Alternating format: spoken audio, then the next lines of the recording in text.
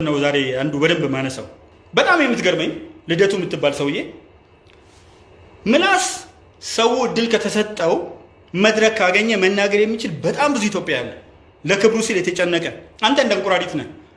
ውሃ ዳር እንቁራሪቶች ሲጮሁ ለክብራቸው ወንዝ ውስጥ ያሉት አሳ ነባሪዎች፣ ዶልፊኖች፣ የተለያዩ አዞዎች አይጮሁም። ስለዚህ አንተ ስለ ጮህ እውቀት ያለህ መስሎሃል። ልደቱ ምንድነው ያልከው? በህይወቴ ከሚያስጠላኝ ነገር አልክ። ቁጥር አንድ እኮ ነው የሚያስጠላህ የሽግግር መንግስት ነው አልክ። እዚሁ ናብይ ከመጡ በኋላ የሽግግር መንግስት ሐሳብ የሚያስጠላኝ ነው ጋዝጋዝ ይለኛል አልክ። ተመልሰ ተገልብጠ ደግሞ የሽግግር መንግስት አስፈላጊ ነገር ነው ብለህ ጭራሽ ሰነድ ጭምር ጻፍክ። አየኸው፣ በጭንቅላት አለመመራትና በገንዘብ መመራት። ትላንት የተናገርከውን ዛሬ አደግም። ትላንት ጭንቅላት የለውም ስትለው ነበር ጀዋር።